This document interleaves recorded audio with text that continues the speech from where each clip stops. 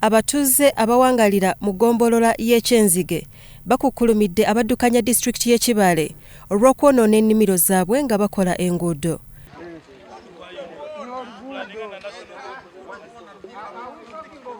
Kino kiddiridde oluvannyuma lwa disitulikiti okutandika okukola enguudo ezigatta disitulikiti y'e Kibale ne Kagadi mu ggombolola y'ekyenzige nga zibadde ziri mu mbeera mbi ddala.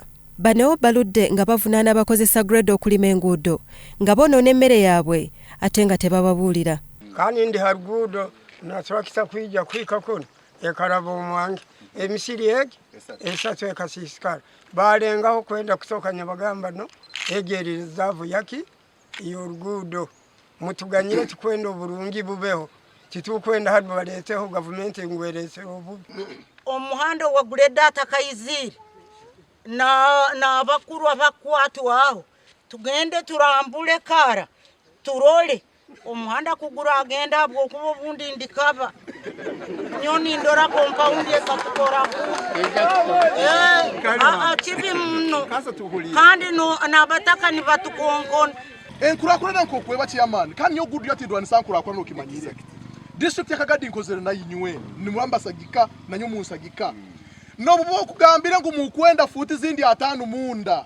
It was just a question of kutugambira ngo Good Years Farm and Education Center tukwenda kugazi yorugudo to the standard of tarmac Kampala city ngo tukwenda futi 50 munda ngugambira chairman we bali muno hati tuhereze a week ibiri tuteke kikomere kindi munda kiraniro sente zaitu Ruchenkwenda nyonkwenda bateka offense yaitu bagarura offense yaitu tubeshua nti obulinzi bwaitu buli intact famu ijagenda maiso nehereza eihanga habokuba famu eno teri ya good ya family nka good ya family yensi yona habokuba n'abantu barugambika lebikwauka na America Italy nkaha nibayija kusoma hafamu hano.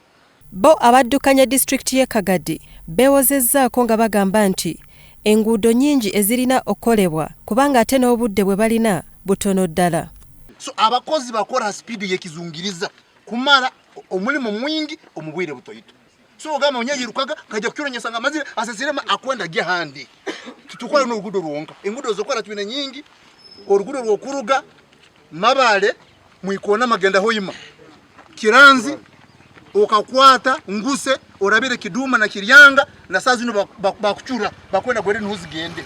Baitu wagamba tuwajoko tutakamaliza zine zitwali tutandikire tagendera nkutaka hoyirbo executive doberi wabaturi kitema muri Kyenzige tukugezaho kabura bataka ninga kushobora bataka ahansonga ye mhanda e district kuhinga abantu eyo mbyari bakweta community access roads aho kushanga nti ebyoma bya district kuba mpinge nguto dendera bitahire ombe banje by'abantu kugezaho kugaziya ninga kuhangusiye nguto buzima.